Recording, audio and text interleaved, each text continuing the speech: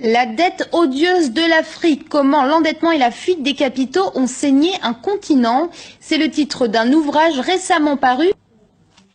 Comment l'endettement et la fuite des capitaux ont-ils saigné un continent? C'est à cette question que les deux auteurs de La dette odieuse de l'Afrique, Léonce Dikoumana et James K. Boyce, tentent de répondre dans leur ouvrage. Un livre de 5 chapitres qui lève le voile sur certains mythes africains. Dans ce livre, on va vous montrer qu'en fait, ce n'est pas l'Afrique qui est endettée vis-à-vis du monde, mais plutôt que c'est le monde qui est endetté vis-à-vis de l'Afrique. Ensuite, un deuxième mythe qu'on voudrait lever, c'est le mythe que l'Afrique, c'est un continent qui est avec beaucoup de corruption. On va vous montrer en fait que il en faut deux pour qu'il y ait corruption. Donc s'il y a des Africains qui sont corrompus, il y a des non-Africains qui doivent être corrompus. La fuite des capitaux est également, selon eux, l'un des fléaux qui frappent le continent, empêchant les États de profiter de leurs propres ressources pour développer les secteurs éducatifs, sanitaires, mais également les infrastructures.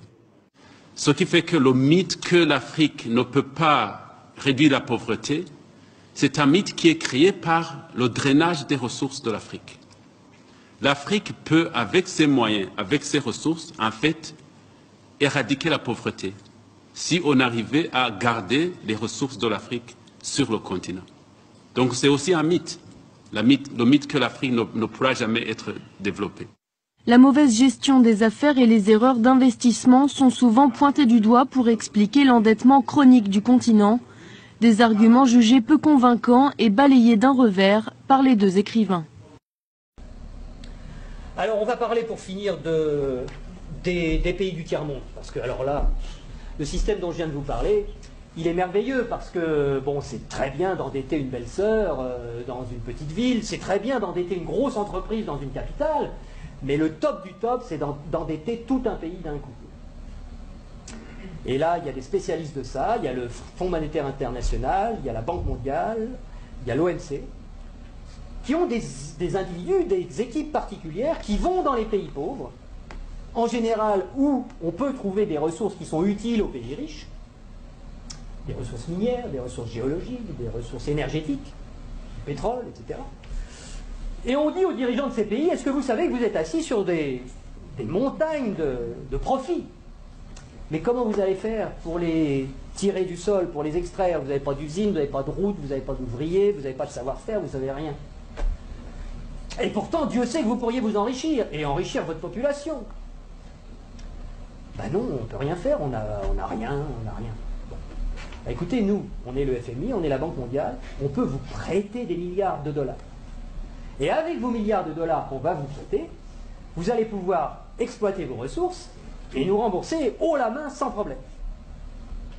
Mais il y a une petite clause dans le contrat de prêt, et de toute façon vous ne pouvez pas y couper, c'est que vous allez avoir besoin de routes, vous allez avoir besoin d'un port pour que les pétroliers puissent aborder, vous allez avoir besoin d'un pipeline pour aller des puits de pétrole au port, vous allez avoir besoin de soldats pour protéger le pipeline des terroristes, donc on amènera aussi quelques soldats, et vous allez avoir besoin de beaucoup d'argent pour financer tout ça. Et à qui vous allez acheter tout ça? Où sont vos entreprises? Mais on vous a dit, on n'a pas d'entreprise. Ah bon? Ben écoutez, c'est pas grave, nous on en a. En Occident, beaucoup, on en a plein. On a Halliburton qui fabrique des usines, on a Areva qui a besoin d'uranium, on a Bouygues qui fabrique des autoroutes, des ports, tout ce que vous voulez, on va vous faire ça aux petits oignons, pas de problème. Et c'est comme ça que ça marche. On vous prête 15 milliards, sous réserve que vous fassiez travailler nos entreprises, et de toute façon, vous ne pouvez pas faire autrement. Donc regardez bien ce que ça fait au point de vue monétaire. Il y a 15 milliards qui sont créés ex nihilo par le Fonds monétaire international et la Banque mondiale. Le Fonds monétaire international, c'est un organisme qui récupère quelques dépôts de la plupart des pays de la planète, qui servent de garantie pour faire des crédits, des prêts aux pays sous-développés. Donc il y a 15 milliards qui partent de la Banque mondiale et qui vont sur les comptes du pays sous-développé. Et aussitôt ces 15 milliards-là qui sont dans le pays pauvre, ils retournent dans le pays riche pour aller payer des entreprises occidentales qui vont dans le pays pauvre faire du boulot, construire des trucs. Du point de vue du pays riche, quand vous allez vendre des produits et des services dans un pays pauvre, à l'étranger, pour vous, c'est quoi? C'est des exportations ou des importations? Des exportations. Voilà. Je vais aller exporter une usine, Areva, moi français. J'exporte une usine, j'exporte du travail, j'exporte des chars, j'exporte des fusils, j'exporte des outils, de l'outillage. Donc, ce qui est génial, c'est que les 15 milliards qui sont partis des pays occidentaux, qui sont allés dans le pays pauvre, il y a des services qui sont exportés par les pays occidentaux envers les pays pauvres, et l'argent, qu'est-ce qu'il fait? Il revient dans les pays riches, les 15 milliards, ils reviennent. Bon. Et donc les 15 milliards, c'est comme si on avait eu une belle-sœur qui avait emprunté 15 milliards et qui nous les distribue, puisque les ouvriers des entreprises des pays occidentaux, les actionnaires des entreprises des pays occidentaux, ils vont avoir plus d'argent grâce à ces 15 milliards qui reviennent. Donc ils vont les dépenser dans l'économie, ça nous fait des transactions nouvelles, de l'emploi nouveau, qui va ruisseler dans notre économie. Mais c'est pas tout à fait comme si c'était des belles-sœurs qui les avaient empruntées, parce que les belles-sœurs, il aurait fallu qu'elles rendent les intérêts, et donc qu'elles reprennent leur argent et qu'elles en reprennent le double, et que nous, on ait des nouveaux emprunteurs qui arrivent pour payer les intérêts des nouvelles belles-sœurs. Là, non. C'est qui la belle-sœur qui paye les intérêts? C'est les pauvres. C'est les pays sous-développés. Et donc, on a été leur construire des trucs qui vont nous permettre d'exploiter leur richesse. On a eu de la monnaie en plus qu'on a créée nous-mêmes en la faisant passer par les pays pauvres, mais qui revient chez nous net d'intérêts. Et qui paye la dette, qui paye les intérêts, c'est le pays pauvre. Et ils ont deux solutions. Soit ils empruntent à nouveau le montant des intérêts pour pouvoir nous les rembourser, ce qui double leur dette. C'est pour ça que des fois vous entendez des présidents de pays sous-développés qui disent « Mais c'est pas possible, on l'a déjà payé 15 fois la dette, comment ça se fait qu'il faut qu'on paye encore ?» C'est parce qu'ils ne peuvent pas la créer. C'est parce que pour rembourser des dollars, il faut qu'ils les empruntent. Puisqu'il n'y a que nous, les Occidentaux, qui peuvent créer des dollars pour les endetter.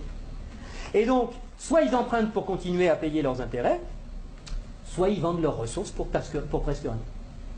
Ce qui nous permet à nous d'avoir le niveau de vie qu'on a. Et d'avoir les ressources des pays sous-développés, qu'on a bien choisis parce qu'ils étaient riches en ressources dont on a besoin, et d'avoir le niveau de vie qu'on a, et d'avoir de l'essence pas chère, et d'avoir des iPhones pas chers, etc. C'est grâce à ça. Donc il faut réfléchir à ça aussi. Il faut savoir que si on a le niveau de vie qu'on a, c'est parce qu'il y a une prédation sur les ressources de la Terre entière, qui nous profitent.